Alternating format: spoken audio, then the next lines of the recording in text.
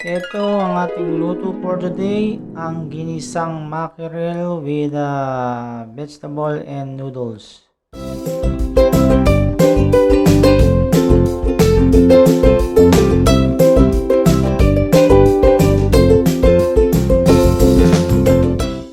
Simpleng-simple lang ang ating luto for today. Gagamit tayo ng mackerel in the can.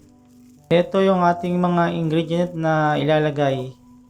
Yung 2 pack of udong noodles. Bihira siguro kayo makagamit tong udong noodles. Tapos yung ating mackerel. Tapos yung okra.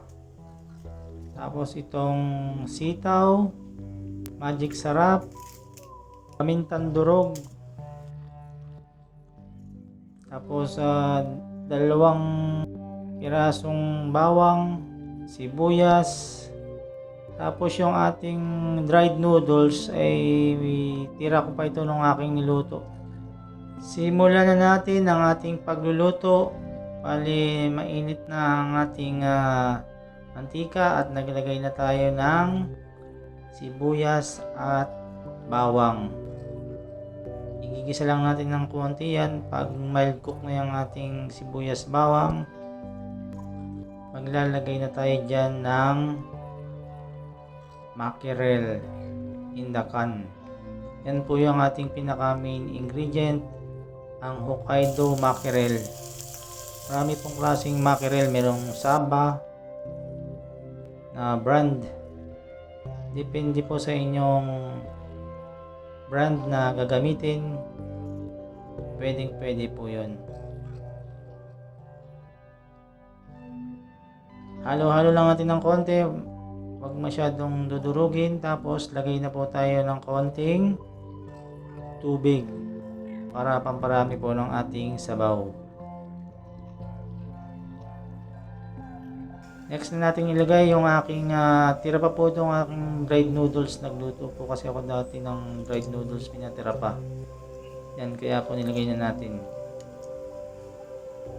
Medyo matagal po kasing maluto itong dried noodles, kaya inuna na nating nilagay.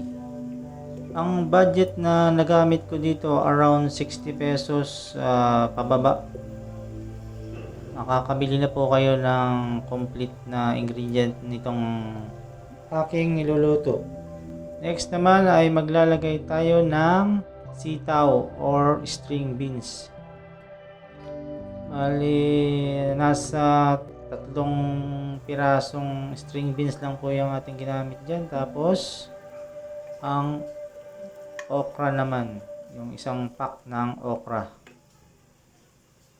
Para po yung ating noodles ay may kaunting sustansya, kaya naglagay tayo ng gulay.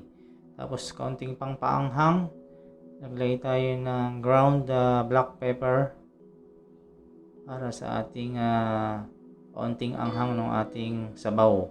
Tapos yung udong po, yan. Bihira po kayo siguro kayo makagamit ng ganitong noodles. Sa mga maliliit na palengke, yan, makikita po kayo ng mga gayang noodles. Next, ang ating ilalagay naman ay ang magic sarap seasoning. Hindi ako gumagamit ng betsin, kaya yan po yung aking ginagamit. Tapos, konting pampaalat, lagay natin ng asin.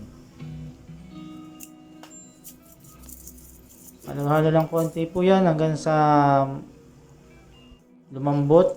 Ayan po, okay na po yung ating ginisang mackerel with vegetable and noodles.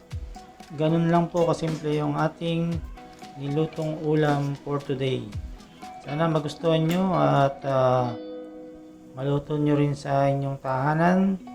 Sa mga nagbabudget dyan sa pagluluto, tamang-tama po itong binigay kong konting idea na dapat nyong lutuin for today. Mura na, masustansya pa dahil may gulay.